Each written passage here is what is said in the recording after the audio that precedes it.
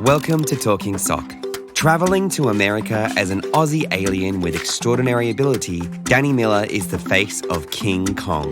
The biggest marionette that you could ever, or the most technological marionette that you'd ever seen. Performing Kong in Melbourne and on Broadway, Danny's journey in puppetry has been a wild ride. It was just a whirlwind trip, and I just got back from there full of enthusiasm. Join Danny and I now here on Talking Sock.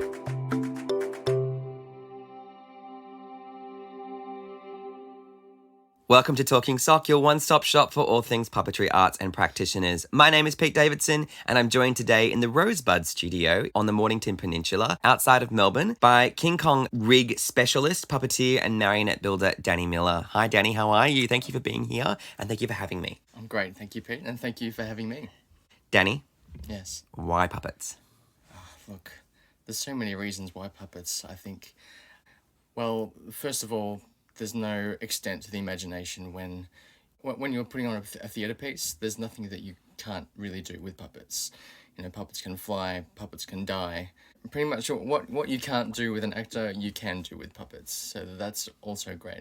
But I think for me personally, especially for puppet building, there's a never-ending learning curve. So you are always learning, you're also always upskilling, you're always finding inspiration with other puppeteers, and when you're collaborating, you're just constantly learning. It's something that I love to do myself, always upskilling, and I just have to know so many different things, from sewing to using machinery, so wood, anything to do with wood, so saws and all these sorts of things. So it's something that I like just purely for upskilling is great.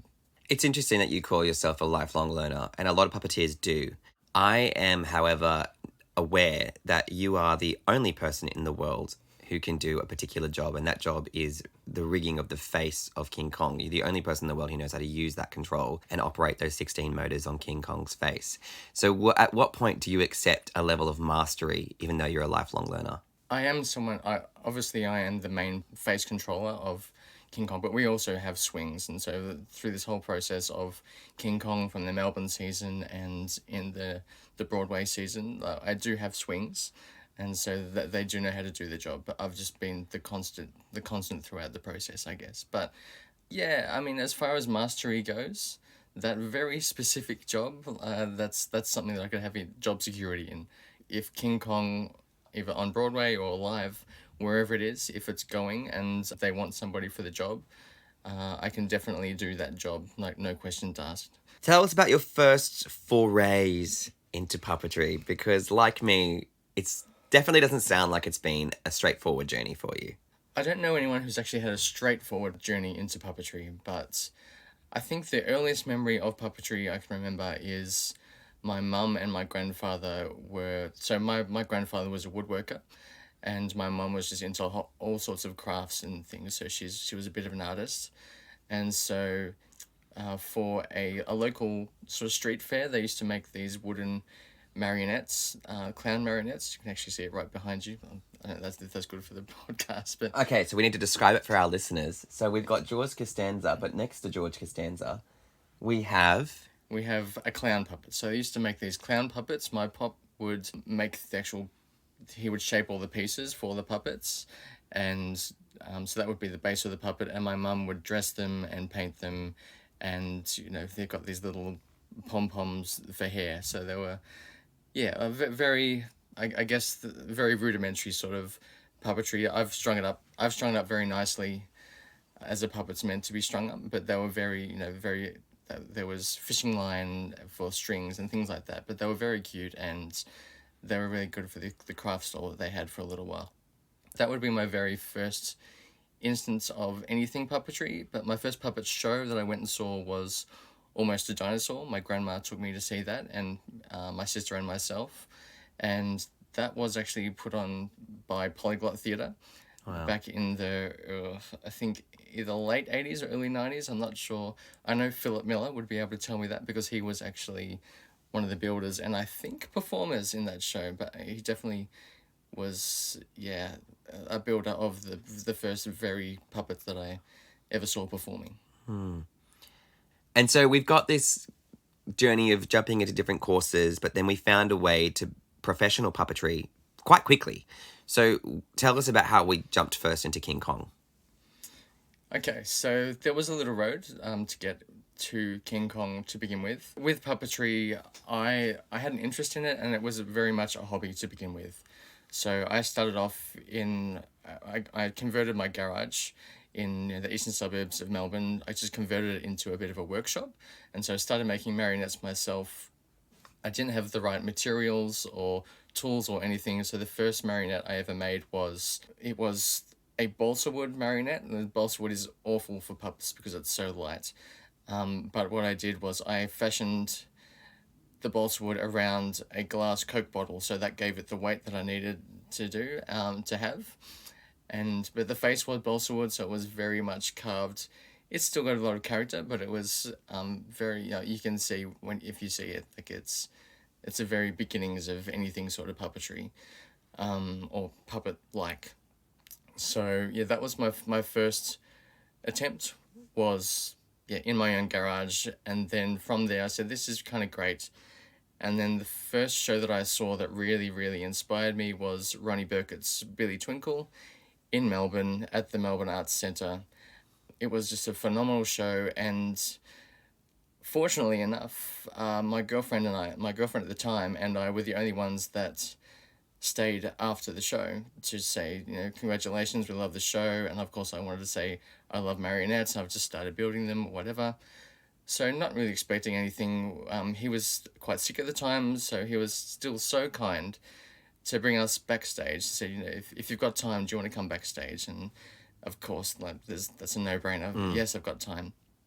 And so he took us backstage, showed us all his beautiful beautiful marionettes, was lifting up pieces of clothing, like, these are the joints that I use. And I didn't take a whole lot of it in because I was just sort of gobsmacked at his generosity and just, the grand scale that his puppet shows are, and just for him to be such a kind, just a generous and loving man. As soon as you meet him, like, you just know that he's the real deal. Yeah. But so yeah, we got talking and we exchanged emails. He would send me sort of paper mache recipes and all these sorts of things. And then one day he just said, if you ever get a chance, there's this conference in Connecticut called the Eugene O'Neill Puppetry Conference. And so that was just on my radar for quite a while. And for the next maybe year and a half, I sort of saved money just doing my orderly job that I was doing at a hospital. But just knowing in the back of my head, like, this is something that I really want to do for myself. So I saved the money, and then I went, in 2012, went to the Puppetry Conference in Connecticut, met all these amazing people, did Jim Krupa's mechs class, the pre-conference, and then Philip Huber's 9-day main conference with marionettes. And that was the very beginning of a wonderful introduction to this industry, I guess. And just the people I met at the conference were, obviously Pam Arserio, who has been on Sesame Street as Grangetta from the very beginning, and I know Marty Robinson, and also Philip Huber, and Ronnie Burkett it was his first year that year, so I got to spend some time with him, and Jean Marie Keevens, who is a big in the puppets, in the puppet scene over there too, but just the generosity. And obviously I was a little bit of an outsider because I was the only international participant that year, and so I think I got a lot of, not special treatment, but there's this Australian and he's something different, but he's got this passion and he loves the art form. So I did get a lot of special treatment, and even the weeks that followed the conference, I was able to stay in Greenwich Village in Jean Marie's apartment, which was so generous of her. But I was just I got to see so many great things. I went to Queens to see the Henson Workshop with Jim Krupa was working at the time. I got to spend a few hours there. He was finishing off some Coca-Cola polar bears, and so I got to actually be there with him and see some just like the insides and mechanisms that he's obviously the master at. But it was just a whirlwind trip, and I just got that back from there, full of enthusiasm and not knowing where to start. But all the people at the conference were just so generous and just knew that they said, oh, you must know this person, you must know this person. So everyone was saying, you must know Lana Schwartz, because she had recently been to the conference from Australia. And so they obviously assumed that because I like puppets and I'm in Australia that I know everyone that has anything to do with puppets in Australia. I knew absolutely nobody, so I was starting afresh. And so as soon as I got back to Melbourne, looked up Lana Schwartz. She said, "Oh, I don't really have anything going on at the moment, but you should contact Philip Miller." And that's the big ticket right there. Philip Miller is... The guy. He's the guy. And, you know, if you're starting off in puppetry and you meet Philip Miller, again, just the generosity of this man and just enthusiasm. Like he could see that I just had come back from the conference and was about to do a fringe festival show called Puppet Palaver. It was like a cabaret sort of performance. So I had one marionette, little marionette piece that I'd done at the conference. And then once I got back, I built another marionette for another piece. And that was also written by Philip's friend Derek.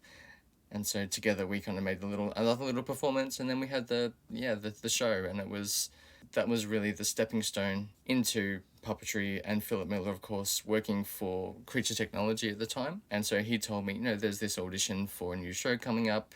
It's King Kong the musical.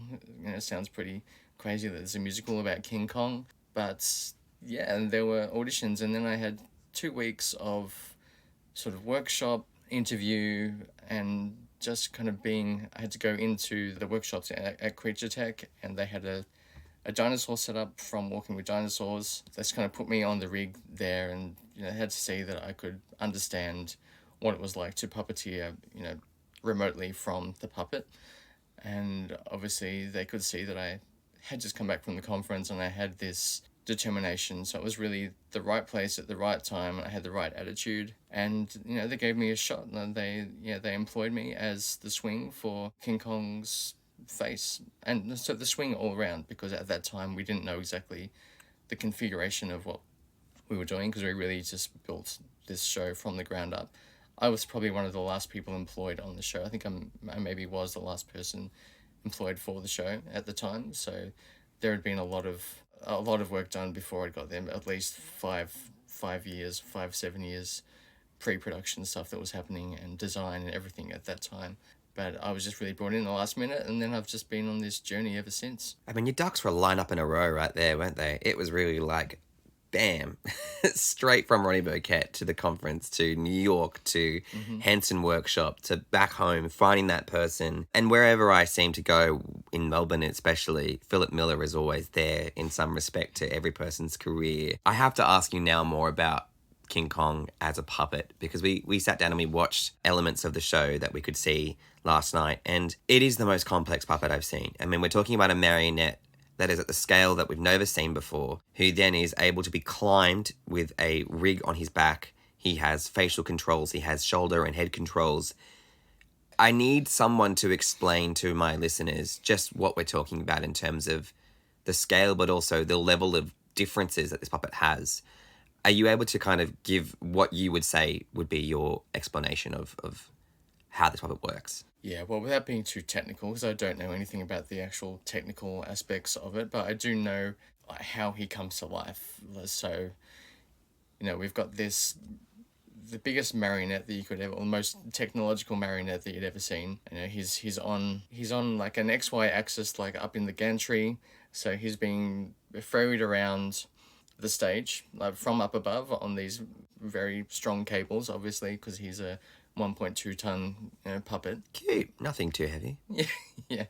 6 meters, 1.2 tons, and so just being ferried around the stage. But there are 10 people that we call the King's Company, was the King's Men in Melbourne, because it was all men. But then when we went to Broadway, we had 3 chicks that were just awesome.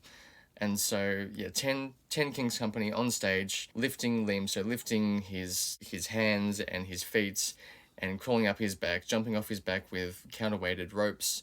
So pulling up the arms to get the dynamic of his arm coming up very quickly. They have to jump off his shoulder with a counterweighted rope that's connected to his hand. And, you know, they were doing all the physical stuff on stage. And then there's 3 of us that we call Voodoo Puppeteers, because we're up the back in the mezzanine in a soundproof booth. And there is Jacob, who is our puppetry captain, who's talking to everyone on stage through in-ear mics. He's calling the moves, and so he's, you know, saying something like right hand go, and so then they'll move the right hand. It's all very tightly choreographed, but they still need like that timing, and Jacob is just the master of that. So he was our puppetry captain. So he's also doing the shoulders and wrists and clenching of the fingers, and also the whole creature up and down. He has some control of the actual cables that he's connected to, that he can actually make it move up and down at certain points, the whole creature. And then next to him there's John, who is doing the voice of Kong and also does the head and neck movements. And so he's roaring into a microphone live, and then that's modulated through the system in the theatre. There's about an eighth of a second delay from him roaring for it to come into the auditorium. And so within that eighth of a second, I'm reacting to what he's doing with all the facial expressions, opening the jaw with a foot pedal, and yeah, so there's 16 servos just in his face. That's what's made him super expressive, and that's like a real standout in the show, is just how expressive and lifelike Kong is. And the 13 of us bringing him to life, we all have to be in sync for him to become alive. And if we're not, he just, you notice it. And the whole point is to make it like you're not seeing the puppeteers, but you're believing that this 1.2 ton, 6 meter creature is actually there on stage and becoming alive. My job was to control the facial expressions and that side of the emotional part of Kong. The voodoos are sort of the emotions of Kong, and that's what our job was. There's a beautiful moment in the show where the puppeteers who are operating on stage with him show a moment of vulnerability by actually appearing out behind him. It's like the puppet's soul, and I'm always very interested in the puppet's soul, and the puppeteer is the spirit of the puppet. Sort of a bit of a through line of my show. And I want to know those choices to allow King Kong to be seen as vulnerable. How did you, as a company, because the show was built in Melbourne and you were part of that collaborative effort to make the show what it was the first time round. Where did the choreography come into that, with puppeteers being able to be seen visibly at little moments throughout the show? Well, we weren't trying to hide the puppeteers, but they were really an essence of Kong. And just I think there are a couple of moments in the show where the puppeteers are actually featured and we want you to see the puppeteers. And there was just this very, very silent moment between Ann Darrow, the character Ann Darrow, and Kong, where they're really connecting. And the fact that the puppeteers kind of come out, they call it the meerkat moment, because they look like little meerkats that pop out. And Jacob will even say, good night, meerkats, and that's when they go back in. Aww. And so, that's just a real connection between the actress on stage and the whole essence of Kong. So there are a few of those little moments where a little light shining on the puppeteers, and it's kind of a cute little moment, I think. And I think it was important to see, because they are also the soul of Kong. It's just that everything's coming out, and I think kind of feels like Kong is embracing her at that time. So it's like all of Kong is seeing her, and she's sort of feeling all of that as well. As a marionette maker, the way that we convey emotions with marionettes is through the body language. There's very little you can do with the static face. So for you coming from marionettes into Kong, and you're now becoming a sort of a studier, a Jane Goodall of puppet robotics, how do you understand every little inflection of the eyebrow, the eyes blinking, the twitch in the faces that they were available to you? What did you have to do in terms of study of these facial features, or did it just come as reflexives? It really did become muscle memory after a while. So because I was from the beginning of actually creating the movement of what Kong can do, of not what he can do, that all the puppetry and the mechanism, everything was already there. But as far as allocating things in my fingers, so what made sense to me, like thinking about where things should be. So I changed a few things like blinks and sniffs. So I took away like there was a few push button things. So there was a push button sniff and a push button blink. So I didn't want any of that. I wanted to be able to control that blink all the way down, all the way up again. That was always there, but I just didn't want a push button. I never wanted to see a robotic blink or a robotic sniff. I wanted control of the whole nose, so all the way up and all the way down, and how long I hold it for. And just when he's blinking his eyes, sometimes if he's going to sleep, the eye blink will be slower and more controlled. And so just little things like that, and just where they made sense to me in my hands, what made more sense. I guess what I was more comfortable with in the end. So that was a great luxury that I did have. I had a little bit of a say in how that works, and different scenes we needed to do different things, so I needed to be doing a few things at the same time, and sometimes it was just uncomfortable. It didn't make any sense to me, so we just kind of swap it around. Because I was also in control of the hips left and right, and also the chest in and out, so almost like a breathing. So there were certain rocking things in the rig that had to be done as well. So it was, yeah, from the very beginning, like we really need to sort all this out, like who was in charge of what and who was in control of what part of Kong and what made sense, really. So you'd even think that the voice of Kong, you would think that they would be in control of the mouth, but it just ended up not being that way. Everyone would ask, like, why would you be in control of the mouth if you're not the voice of Kong? But it just worked. We just made it work, and that's just what made sense in the end. And yeah, the jobs were just allocated accordingly. Describe for us what, I mean, it's hard to do it without visuals, but the rig itself is sort of attached to your forearms. Is that what I'm getting from this? So the rig that I was in control of, it is quite heavy duty, and it's kind of standing next to me, and I've got my forearm is through a loop, so I've got control of it, and the other one is just sort of sitting there, but I've got control of two joysticks. The joysticks have toggles on top of them. There's buttons that I need to button on, and so there are a lot of things happening just in the fingers, and obviously constantly blinking. There's a few things that have to be happening all the time. Is the rig heavy? Is it something that you physically pick up, or you like locked into it? No, so it's actually locked into the ground. So they're all freestanding. All three rigs are just freestanding rigs, and we stand beside them, and we control all the rig from there. Right. And then you've got the puppeteers who are on stage. So you've got these big, hefty dudes who are lifting the fists of the puppet up above their heads. And those fists are like, what, 30 kilos? The whole arm, I think, is about 90 kilos, but they are counterweighted with an elbow cable and also one to the hand, but they're physically lifting it, but also the second puppeteer on the arm is pulling on the rope to counterweight the elbow being lifted as well. So it's kind of like two people lifting that 90 kilos, so it's still very heavy. So then to have nuance with that, like to have gesture and subtlety and, slight turns with it, I just find that unbelievable. And then the other side of it, like you just mentioned, is the counterweighting. So you're jumping off the puppet in order to lift an arm, and it creates this kind of freneticism around the puppet as well. So how much of the scaffolding and the rig did you have a hand in when it was in Melbourne? Did you get to experiment with that side of it as well, or is that someone else's job completely? I did not experiment. No, I had nothing to do with any of the physical stuff. I was purely a voodoo puppeteer, so it was just the emotions of Kong. All of this.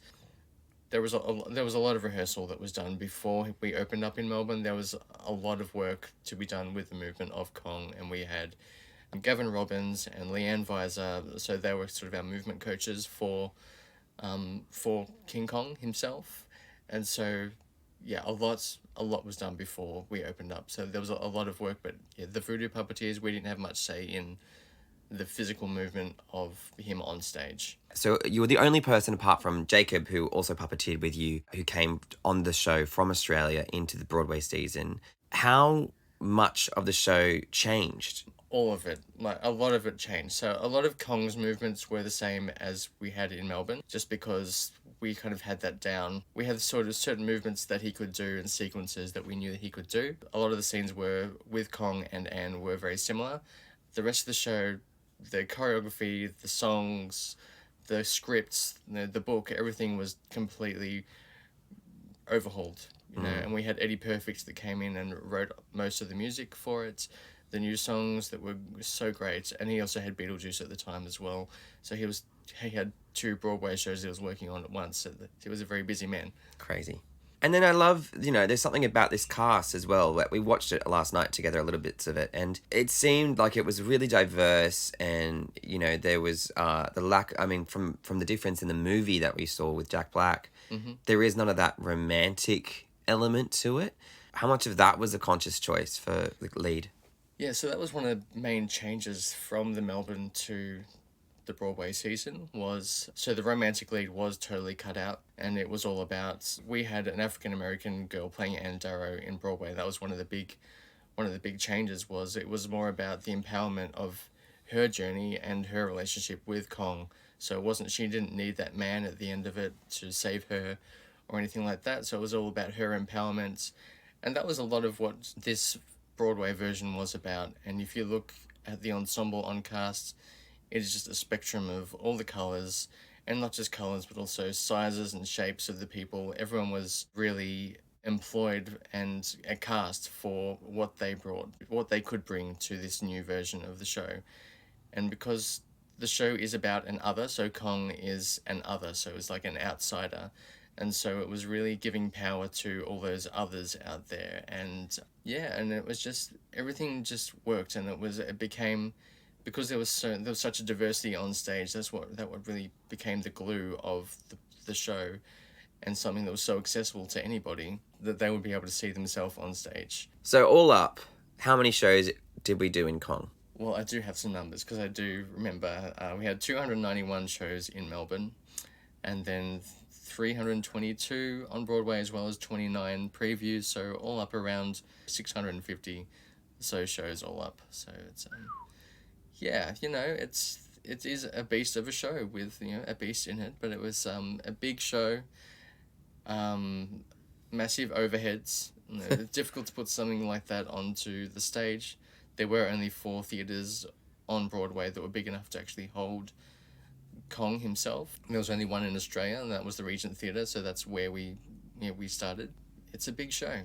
What did you learn about the business of Broadway from your time over there? I mean, as an Australian, I imagine that I know that the theatre scene is just so different. How was it being among, you know, the pinnacle of what we believe show business to be, and what did you learn about show business from that? I feel like a lot of the time I was just kind of along for the ride. I was in a very fortunate position where I was taken from Australia because I had a very specified job, and, you know, known as an alien with extraordinary ability, because I was the only person that knew my job, and it was a lot easier for them to bring me over than to train somebody up, which would have put another couple of months, or at least another month, onto trying to train somebody to get the nuances that we had already made in Melbourne. So Jacob and myself were brought over from Australia because we knew that a lot of the emotional side of Kong and the animatronics, we had that in our muscle memories already. And yeah, Jacob, also this consummate professional that just knew Kong and knew how to be our puppetry captain, going into this a Broadway show where I knew how to do my job already. So I didn't have those nerves. I didn't think, oh, am I going to be able to do this? I had done it before, so I was extremely fortunate to be in the position I was. And so looking at Broadway as a business, it is very different. There are a lot of different regulations and things over there. So there is more than one puppet in our show. So another puppet is the Cobra, where we have a Cobra scene where there are 6 puppeteers, but it's also counterweighted, so the Cobra can rear up, and it can be in different positions in the stage, and it can attack Kong's arm and all these sorts of things. So in Melbourne, we had that counterweighted by riggers that would climb up and down ladders on the sides to get that different level, so the Cobra could, you know, attack or, you know, withdraw, all those sorts of things. But on Broadway, they weren't allowed to do that. We started off with people doing that during rehearsals, but there are certain laws that say that we can't have those people running up and down ladders, because it's just a little bit too out there. And so just little things like that, you notice things that you can't really get away with on Broadway, but they also have these regulations because things have happened in the past with different productions where people have been hurt, and so there are definite guidelines that need to be adhered to.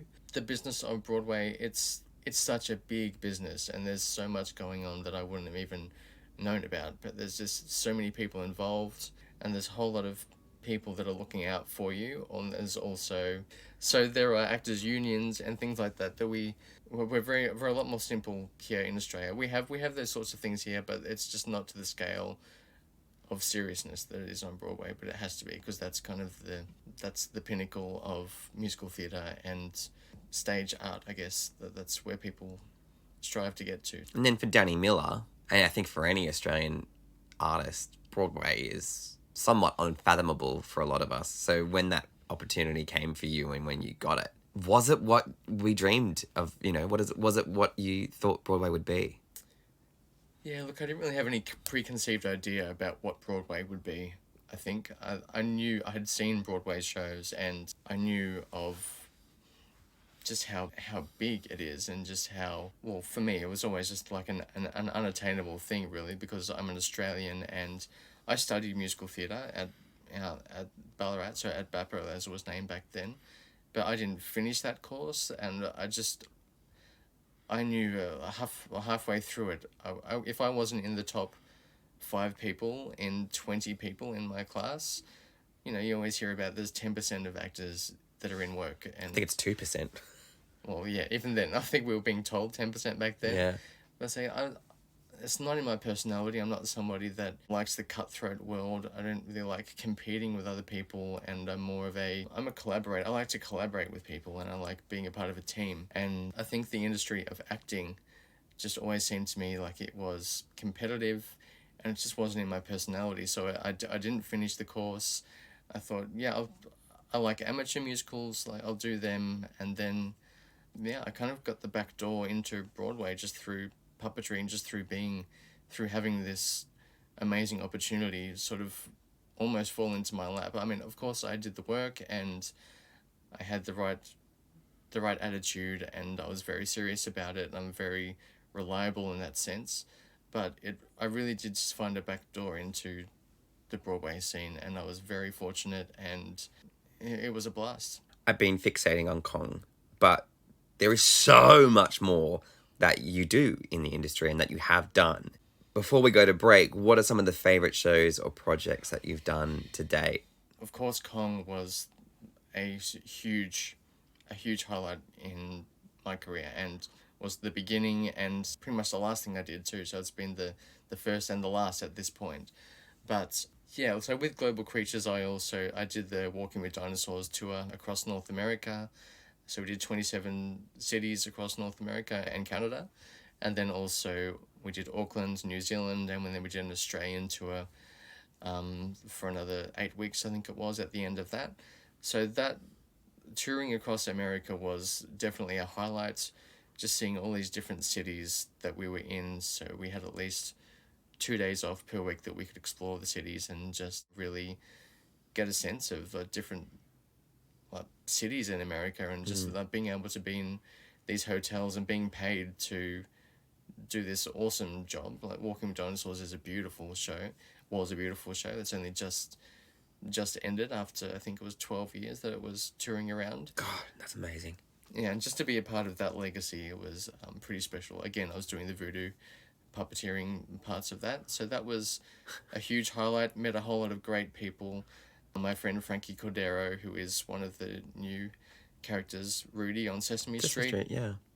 Yeah, so he's actually become a great friend from that, and I went to his wedding in Chicago a couple of years ago, and we've maintained this friendship, and even I took over his apartment, his lease in New York, so that was where I was living while I was on Kong. It's just having that, even being able to have that network has been phenomenal. But that all started with Dinosaurs. Just the relationships I've had with some of these people was because I toured with them on, across North America, which was just a wonderful experience.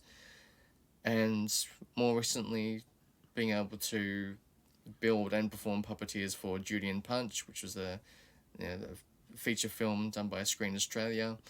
That was an amazing process, and I got to, of course, work very closely with my very good friend Jess Knight, who is over in Portland at the moment. We've had a great relationship ever since meeting each other through Philip Miller again. There he is. Yeah, there he is. That glue. So yeah, again, that brought us even closer together, just having this project that we built these marionette puppets with Jess Davies as well. She came in and helped us as well, and then performing these marionettes for a feature film. It was that was really a blast too. So it's lots of little experiences, and each one brings something new. It brings along new skills. It brings along, you meet new people, you form new relationships, and just that community gets smaller and smaller as you go along, because you meet all these people, you know how they work, it feels like you're in the right place. Once you're in this industry for a while, you know that you're meant to be here, and that you don't have that imposter syndrome as much, because I really got lucky, and I was really fortunate from the very beginning. So I had a really great opportunity, and I had this thing like I really need to I need to prove myself because I got here and I was very lucky to be here, but also I need to maintain. I need to make sure that this isn't just like a flash in the pan. It's not just this once off, because I really like the industry and I'm very serious about it. So you really need to, it's not just something that I want to just go away. Like, I want to keep working in the industry. I want to keep making, I want to keep collaborating. Eventually I'd like to make my own show. I've got a few ideas, but it's, I'm really quite happy being a part of a team and collaborating and working on new stuff. I know I went further into the question, but it hasn't just been one highlight. It's been a bunch of highlights. And it sounds like the community of puppetry is as strong in the US as it is here, and you've managed to be able to reach across both of them now and be part of a global community, which is really beautiful. Mm-hmm. So, you are listening to Talking Sock with One Orange Sock and Danny Miller. We'll be right back after the break. Make sure you hit subscribe and follow at One Orange Sock Productions. More with Danny in just a mo.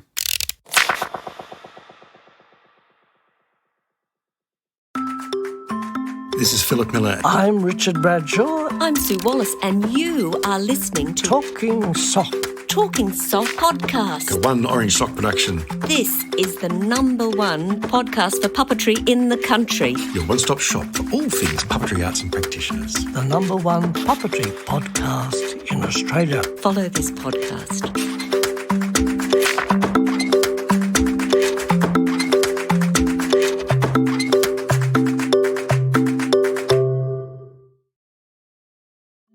We believe that podcasts should be advert-free.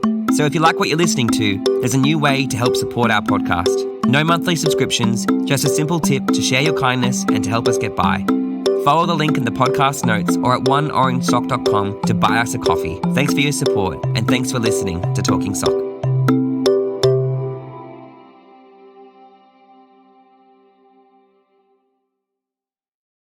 Hello, darlings. This is Ronnie Burkett, and you're listening to Talking Sock, my favorite puppetry podcast.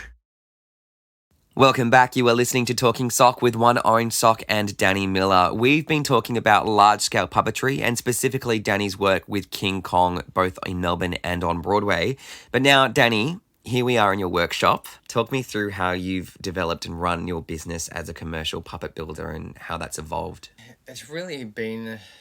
I have a very simple sort of way of, I have an Instagram account and I've only just really put up a website for myself, but a lot of my work just comes through word of mouth. People know what I do. A lot of my projects that I do myself are very small projects, or there's projects for primary schools or high schools, so I'll make some puppets for a production that they're doing. But other than that, a lot of the work that I do, a lot of the building that I do are collaborative builds, either with Jess Knight with the Puppet Smithery, Joe Blank, and I've worked on a few productions with him. Also Sanctum Theatre, we build these oversized insects for the museum. Bug Lab, an exhibition a few years ago, and the Magic Lantern Gonzalo was one of the first people that he had a little puppet shop on Brunswick Street in Fitzroy, and that was a curiosity shop, but he had puppets in there, and so we had a great relationship at the very beginning, even before I went to the conference. It was a shop that I love to go into because he's from Argentina, but he's an artist. Him and his wife Lucy are artists, and they just had some beautiful pieces in that shop, and so I was very attracted to it. And yeah, we had a friendship, and so I think one of my first gigs that I did was actually with Gonzalo, just at a party. It was a party, and we ended up just performing these little marionettes in this little window box that was just for a party that was like almost like an Alice in Wonderland party with all these suites in different rooms. All different rooms had different themes, and we were just in this little box window, and that was very fun. So it's a lot of collaborative builds is that's what I enjoy most as well, because it's you're building something as a team, and there's an end. You can celebrate the end product as a team. It's not just you sending this one puppet out in the post that you might not see again. It's nice. And you've jumped from building marionettes into, I can see behind you that you're doing a build for Redline Productions in Sydney. You've got some Muppets happening there. You're recently I saw that you'd done some stuff during COVID isolation with a puppeteer called Jemima Eva, who we both know and love. And yeah, so what have you adapted in terms of building puppets, and what have you sort of become more comfortable in terms of building? I really do like marionettes, and I am drawn to marionettes because they are a very difficult style of puppetry, because you don't have your hands directly on the puppet, so they're a lot more difficult to perform with, I think, and to control and to manipulate, because it's very specific in the way that you weight marionettes and where their weight is, where their center of gravity is, how heavy their feet and hands might be, that you can lift them, and the strings need to be in precise positions for them to make certain movements.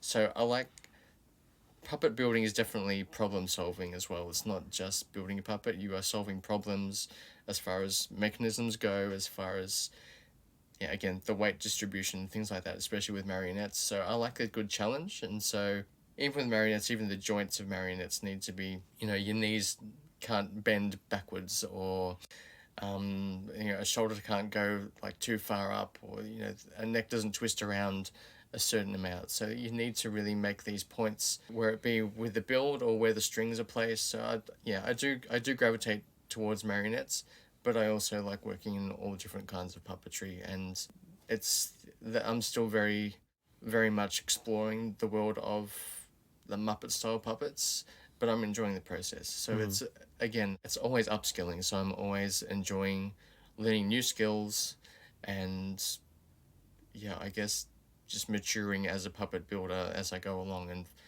and that's what you get with networking as well. With each collaboration you do with new puppeteers, you find different ways of doing things, and then you sort of settle into your own rhythm as to what you would prefer to do, whether it be something you've done before, or you take something that somebody else does on a build and you go, oh, I like the way they did that more than I would usually do it, or I like the materials they use, that I've just found a different material that I can use on future puppets. So it's a lot of building puppets is sourcing new materials as well, and I love upcycling materials. I love trying to find materials that I can just use instead of going out just to Spotlight or Bunnings and just buying new materials. I like to try and repurpose materials into new puppets, and then it also gives the puppet a bit of history.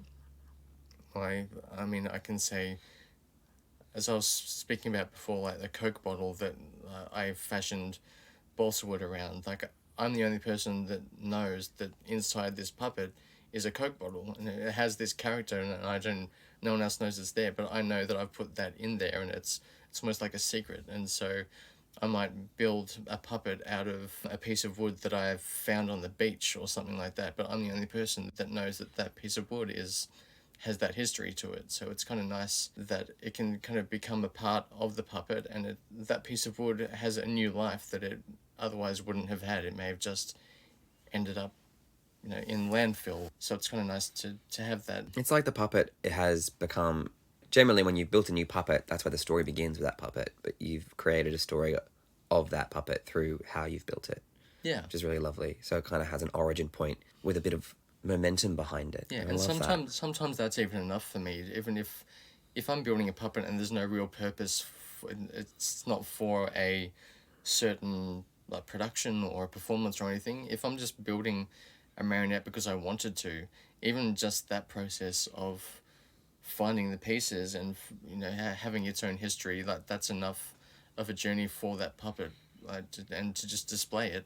If it's just for display purposes, I know that it's come from different places, or with different parts of its body from things I've picked up outside or something like that. Today, you and I are going to set about making a marionette, and I'm going to learn from you how to make a marionette. I'm very excited because I have only really done Muppet-style puppets in terms of my building knowledge. What are the basic materials? What are the basics of creating and starting out in marionettes that you've developed and learned from your time at the O'Neill and from building from different puppeteers like Philip Huber and Ronnie Burkett? And I mean, you've showed me your controls and they're completely different. So there's obviously a level of individuality that goes into every marionette style. So can you give us a bit more about how we're going to get started today? Yeah, well, that's it. So I have I've taken a lot of pointers from all the different areas, but that initial marionette manipulation course that I did with Philip Huber, we also had Jim Rose, who was in the room with us. So there was a Jim Rose marionette construction course, and that was running at the same time with Philip Huber's manipulations. So I built one marionette, so Eugene, that is hanging right next to us. I built him because you bring your own marionette to the conference, and then the whole point of Philip Huber's manipulation strand was to restring it. We use his paddle style control that he introduces to us, and so we make one of those. We restring the marionette so it makes it into a more performance-based marionette. So what I had to do to Eugene, my puppet, was we had to give him totally new legs, because the ones I had made were fine, but they didn't quite move in the way that I wanted them to, and so we used some of Philip Huber's methods for jointing, and that's, to this day, I use the same method of jointing the knees and elbows and things like that. What do you do?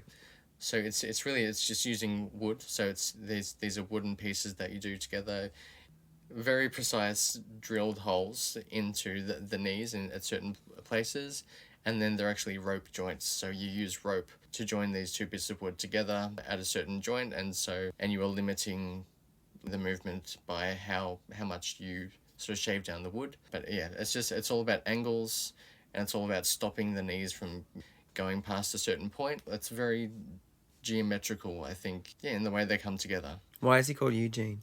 Because of the Eugene O'Neill Puppetry Conference. So you built him specifically? Yeah, I built him specifically. So he was my first, I guess, performance marionette that, was ready for performance. The other ones were just ones that I just played around with beforehand. But he was the first one with an intent for him to be able to perform. And then I came back and made Harold another puppet for the Puppet Palaver. Puppet Palaver. So talk to us about that. Okay, so that was really my introduction to the Melbourne puppetry scene, because I didn't know anybody, not one person that did puppetry in Melbourne before I went to the O'Neill. And so when I came back, got in touch with Philip Miller, and then it was my first, as I said, my first introduction. There were about, I think, 6 or 7 Melbourne puppeteers and performers that I was introduced to, and we just did this cabaret performance for Puppet Palaver. It's also where I met Joe Blank as well. Joe Blank had one of his, or 2 of his puppets, I think, like an old man that he had, and yeah, it was just a whole lot of fun. And that was my introduction to just the collaboration sort of feel of the Melbourne puppetry scene, because we worked together to make things. As I said, Derek wrote a song for me for the marionette that I had made, a little ditty that Harold sang on stage, and yeah, it was just really great to just touch base and just get into the puppetry scene. It was the best introduction that I could have asked for. Because you're also working on another little puppet cabaret that you're putting on potentially in November when we come out of this crazy isolation. Also, yes, good to know we are able to reach across the table and touch each other, because this is my first live episode in about 5 episodes. It feels wonderful. So tell us about what you're kind of planning to do emerging out of isolation. Yeah, so we have a bit of a puppet cabaret called Puppet Jam. I haven't been a part of it, so it all started while I was over in New York, and I've kind of taken the place of Jess Knight, who is now in Portland. So all have heard duties that she had done, or that they had done before. So the Puppet Jam is, again, a collaborative sort of cabaret feel style puppet show with Melbourne puppeteers. So there's just little scenes that have been put together. Yeah, I was lucky enough to see one of them when I came back, and it's just it's fun. It's what puppetry really should be. It's explorative, it's playful, and so much just nonsense and things that don't need to make sense, but they're just, as pieces, short pieces, they're just so lovely to see. And it really amplifies the playfulness of puppets and just experimenting, and that's what we're doing at the moment. We're just experimenting with what we can do for this next installation of the Puppet Jam. So yeah, it'll be happening soon, as soon as we can, and we'll be a part of whichever festival that we can slot it into. But it's just nice having a play around with puppeteers and seeing what we can come up with. Jess Knight says that puppetry is a re-emerging art form. Do you agree? And where do you see Australian puppetry going? Yeah, look, I think puppetry will always be around. It may not be always in the spotlight, but it is an art form that will never die. I see a lot of a resurgence in puppetry in the last, good 10 years or so, but it's through technology as well. As far as when technology goes further, like new forms of puppetry have come along, obviously like King Kong, animatronics, the ability to put something that huge on stage, and with Walking with Dinosaurs, these are technological Masterpieces. Yeah, Yeah.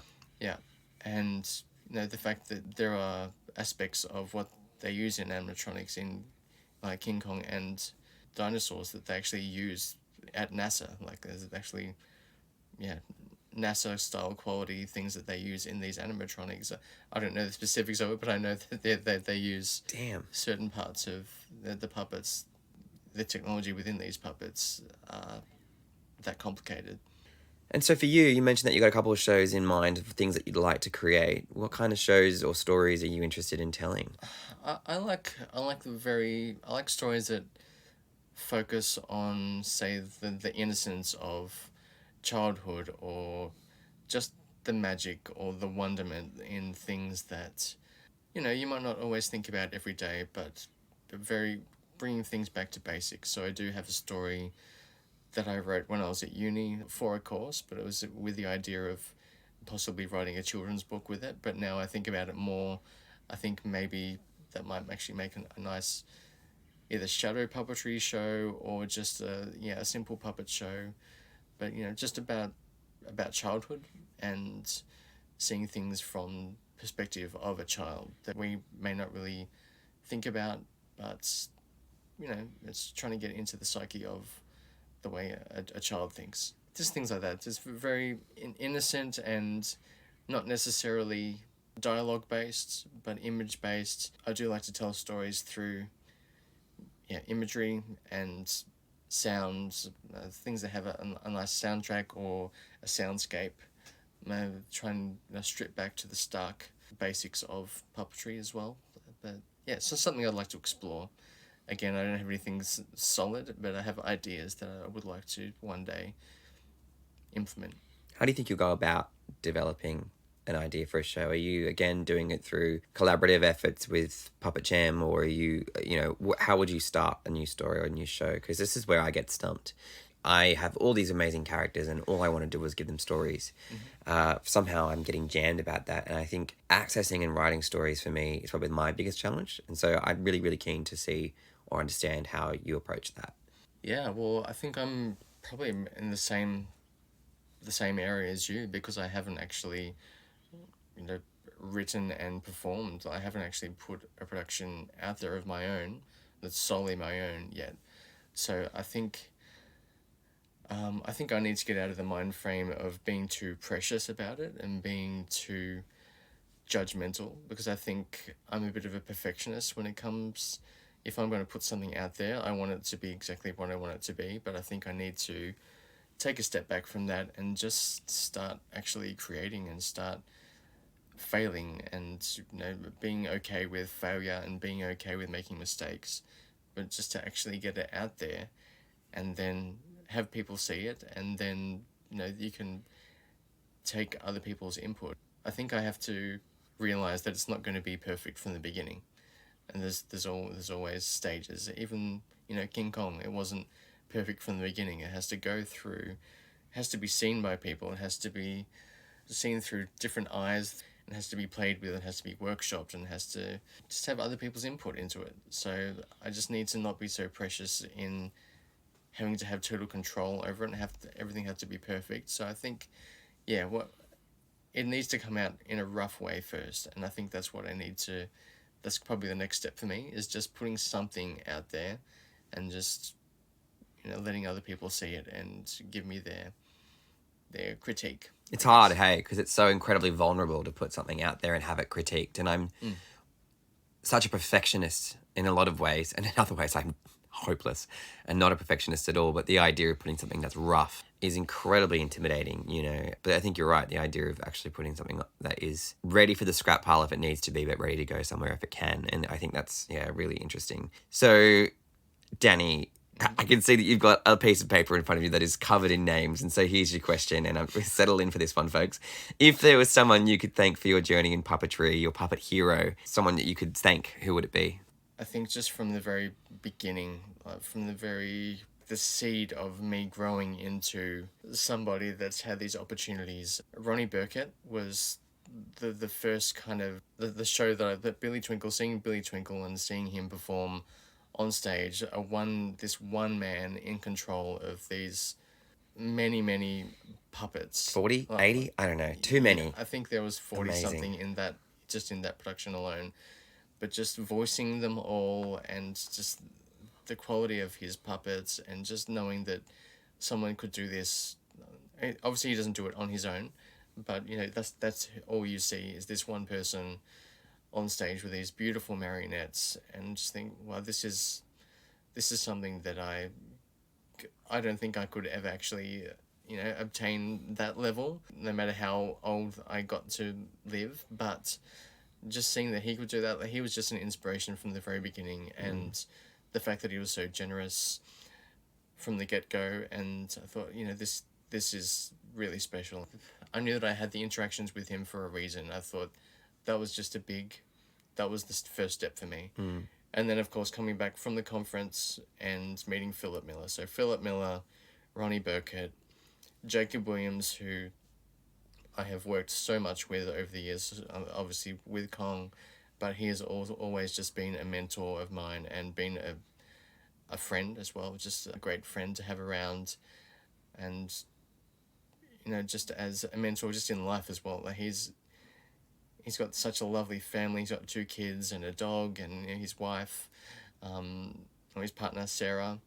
So just having that little community and knowing that he's just done so much in the world of puppetry, just in his career, just to be able to see that and model that on myself as well, and know that you can kind of make that a career and also have a family. And he brought his family to New York with him. They were with him, and they went to school in Brooklyn for the time that we were there. It's just cool. I think those 3 men, and also Jess Knight is someone that I will always work with. As for the rest of my career, I will work with her because she's just a ball of enthusiasm, of energy, and she knows.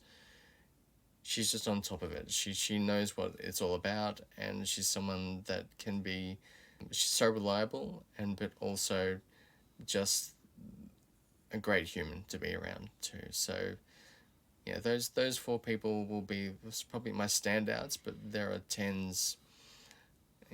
20 or 30 other people, that are out there. But also Frankie Cordero as well. He's someone that I'm so lucky to have a friendship with, and he's at the top of his game, and working for Sesame Street, but such a lovely guy, and again has a family, Maria, and just had a young girl year before last, and so they've a cute little family. But again, just too many people. Having done Broadway, that's kind of every actor or puppeteer's pinnacle, or dancer or anything like that. It's the pinnacle of what we want to do with our careers. So having already accomplished that, what's next for you? Look, and it can be a big dream. It can be a big dream. Yeah, I mean, I would love to work more in movies. Having done Judy and Punch, it was just a really small window into that industry, and it's something that I would love to do, whether it be performing or whether it be building, or just even being like a props guy or anything like that, just on the movie set. Like, I love the idea of that. But yeah, as you said, like, Broadway is like, it's the top. Like, you don't get any better than Broadway, you just get different. So I'm just happy with just continuing to facilitate like up and coming puppeteers, just making sure that like puppetry is still around, and just yeah, as I said, I'm the happiest I'm at is when I'm collaborating with people and in a team. So as long as I keep being a part of teams that are doing, great things or even just silly things, like it's just all I need to be doing is, I think I will just continue being happy, just being a part of the industry and in whatever capacity it is. Danny, how do I get to Broadway? How do you get to Broadway? Well, it's at least 2 plane trips. And finally, how do you feel about being known as the alien voodoo? Alien with extraordinary ability. Well, it's happened to me twice now, so I like it. It's kind of cool. Well, Danny, we are out of time. Thank you so much for talking sock with us today. You can find Danny on Instagram at Danny's Workshop and at heartstrings.me on the internet. Thanks for listening with us today, and make sure you subscribe for more great puppetry arts and practitioner interviews. I've been Pete Davidson, that puppet guy. Thank you, Pete. It's been lovely to talk with you, and we'll see you a lot more of you around. I bloody hope so, and we'll talk sock again soon. See you later. Thanks for listening. Now we want to hear from you. Each week we'll post a series of questions related to every interview. Join the conversation on Twitter at TalkingSockcast. You can help us bring puppet power to the podcasting world by hitting subscribe, liking our socials, and telling your friends. Like us on Instagram at One Orange Sock Productions, and check out our episode blog at oneorangesock.com. You can support our podcast by pledging to us on Patreon. Your support helps fund our audio mastering, interview transcriptions, and much, much more. Find the link in the podcast notes and earn yourself a shout out on our socials. Head to our website at oneorangesock.com or talk to us on Twitter to see how you can show your support. Our music is composed by Elizabeth Maniscalco and our cover art is by Chad Barnier. Without them, this podcast wouldn't be possible. We'll be back next week with another great episode here at Talking Sock.